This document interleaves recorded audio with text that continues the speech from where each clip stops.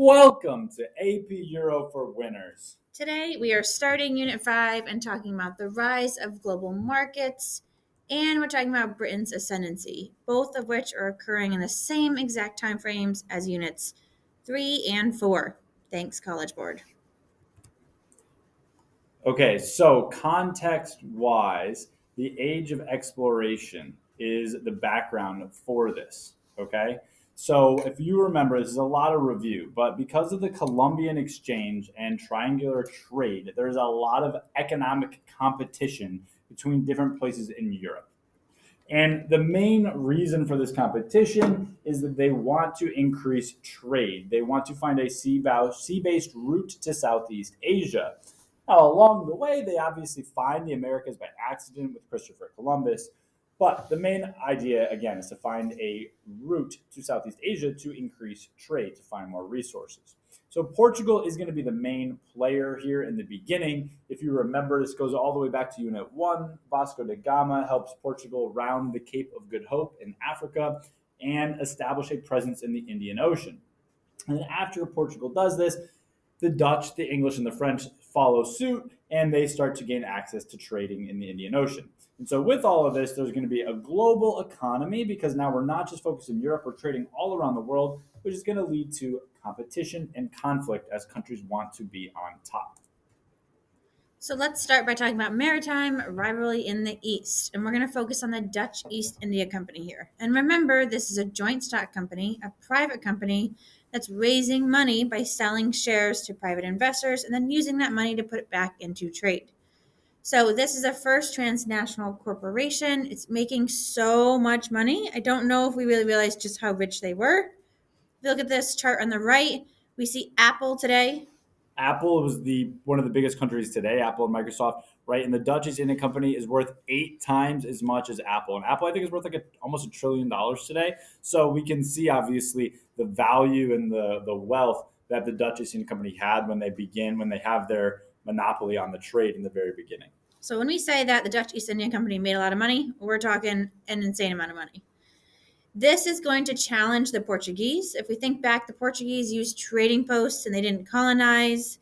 The Dutch are actually going to subjugate the people. But by the end of the 1700s, the Dutch East India Company is going to struggle a little bit because they are going to gain a lot of competition from The British East India Company. So this is basically the same idea as the Dutch East India Company, but it's owned by Britain. And they are going to the British East India Company is going to really focus in on India for their money. So the Mughal Empire was the Indian Empire, the Indian rulers at the time, and they are in decline, which creates an opportunity for Britain to colonize India, and they do so. The British East India Company and Britain colonize all of India, which makes obviously Britain a ton of money.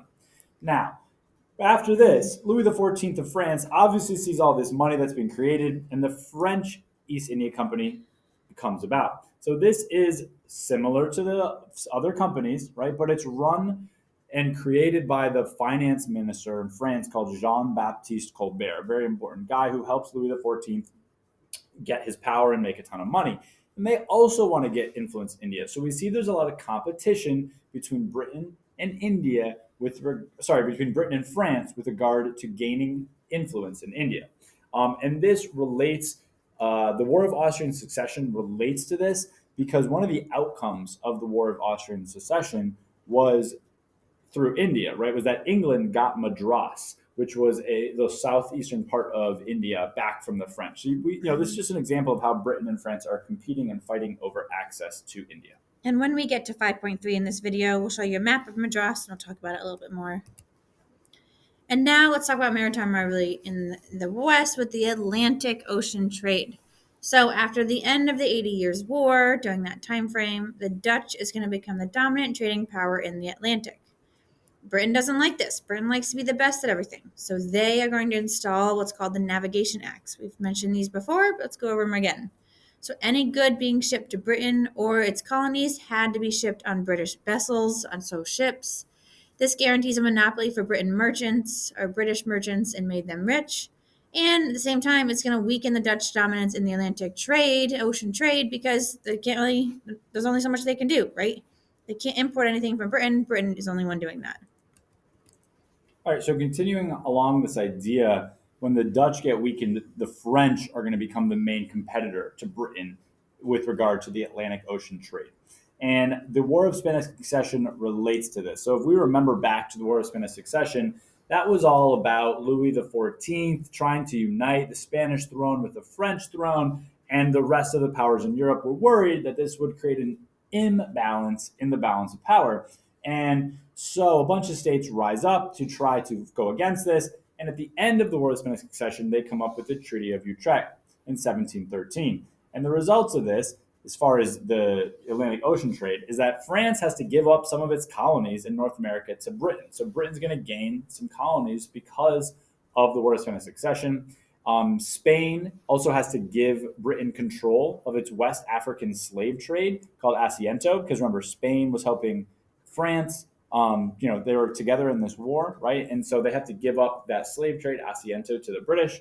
And big idea here is that the War of Spanish Succession results in a massive economic shift where Britain is having more power now. These are historical developments for lesson 5.2. Read them through, and we're going to move on to 5.3. So 5.3 is going to be focused all about Britain, and we've been talking a lot about Britain and the rise of global markets, but we're really going to see how Britain becomes the dominant superpower. So to give a little bit of context as far as Britain and Great Britain goes, they get united under one monarchy with Scotland under this thing called the Acts of Union in 1707. So this is where we stop to talk about England and Scotland as separate places and countries, and we think about them together as the United Kingdom of Great Britain. And that's through the Acts of Unions. And both parliaments agree to unite under one flag. Okay? And then remember, back to the Treaty of Utrecht, we just talked about this, but that ended the War of Spanish Succession. Right? It hurt France, the Dutch Republic, and Spain economically, but because a lot of resources and land went to Britain, it's going to help Britain because, again, France is Britain's biggest rival, right? So if Britain goes up or if France goes down, that's going to be good for Britain. All right, let's continue talking about context with the 7 Years' War. So Frederick the Great, also called Frederick II of Prussia, seized the Austrian territory of Silesia, and that's going to spark the War of Austrian Succession. We've talked about this war before. Alliances were made into this much bigger war with Britain and France, taking each other's territory and colonial empires. But the end of the war said that all territories gained had to be returned, so it didn't really do much. So Frederick II of Prussia was like, yeah, no thanks, refused, and that's going to cause some issues. So Maria Theresa, the Austrian monarch, is going to establish new alliances and try to kind of accommodate things. She's pictured on the right. And this is going to set the stage for the 7 Years' War. The 7 Years' War involves Europe, India, and North America. So it's kind of like thinking of the First World War. I know we think of World War I as what it is, but this involved a lot of the world as well.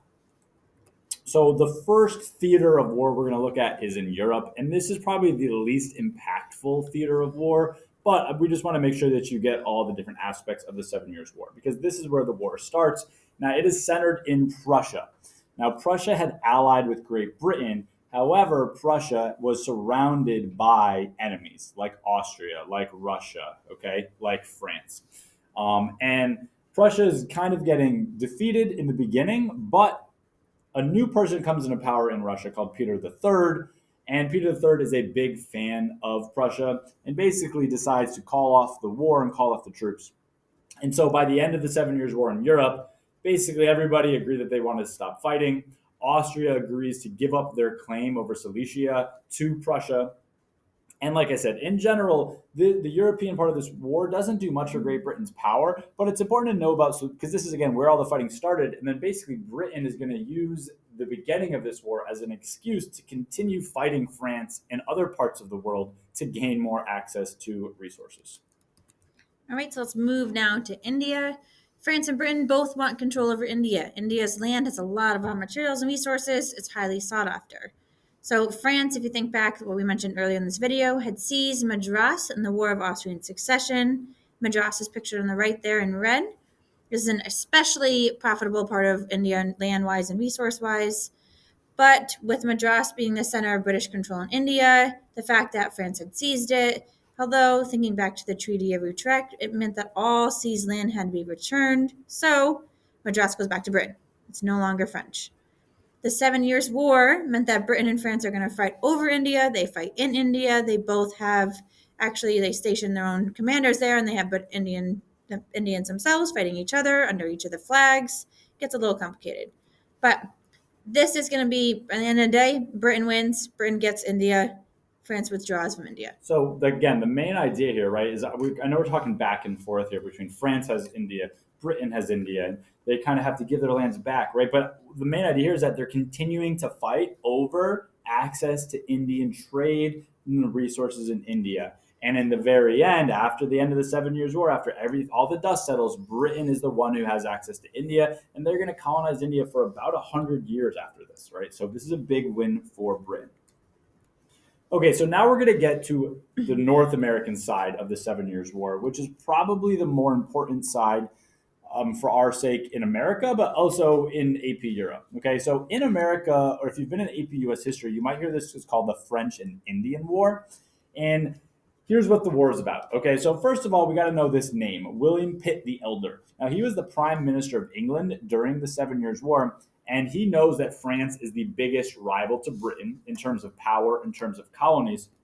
And so he's going to really focus a lot of Britain's resources on this part of the war, and especially on the North American aspect here, because he knows that the North American colonies are making Britain a ton of money, and they could make France a ton of money. So Britain's got to figure out how to get access to all these colonies. Now, the reason it's in America it's called the French and Indian War is because the French are going to ally with the Indians versus the British. And the reason the Indians do that is because the Indians see the French as people who would give them more autonomy. And when we're saying Indians here, we're talking Native Americans, of North America. Okay, so the Native Americans think that the French are going to be kinder to them post-war, so they ally with the French against the British. But Britain wins this war. Okay, Britain plus the colonies win this war, and it's ended with a treaty called the Treaty of Paris in 1763. And the results of this are is that Britain is going to gain a ton of land from France's empire in North America. Right, so France has to give up a great deal of Canada to Britain and parts of there's issues with Louisiana as well. Okay, and then Spain, who had helped France because they're kind of aligned through that War of Spanish Succession, right? Spain has to give up Florida to Britain. And so Britain gets a lot of land here, and that land means they're going to get a lot of resources. They're going to be able to sell a lot of the stuff that they're getting from this land to increase their economic power. Britain's going to become the world's greatest superpower out of this. On the other hand, France gets into a lot of debt because of this. Britain also gets into a lot of debt because of this. And the French side of the debt is going to lead into the French Revolution later, which we'll talk about in our next lesson. But the fact that the French are spending so much money fighting the 7 Years' War and then they lose their colonies is going to cause them to struggle economically, which is going to get into some issues. With Britain becoming the world's greatest superpower, it's worth mentioning the American Revolution, right? This is the first challenge to such a powerful superpower. So the British North American colonies, they want their independence. This is probably the quickest overview of this revolution possible. The American colonies needed help from France in order to win the war with Britain because Britain was so powerful. France ended up aiding them. The colonies end up winning, right? Britain loses, huge deal, makes headlines. But Britain is still the most powerful country in the world at this time, regardless of them losing the American Revolution. The colonies become independent, and France also gets into a lot more debt through their help of the Americans. And we see that also is going to play a role in the French Revolution, too. Here are the historical developments for 5.3. Thank you for watching. We know it's a little bit longer combining the two. Shout out to our AP Euro students. We'll see you all for a next, more very, very detailed video on the French Revolution. Until then, bye.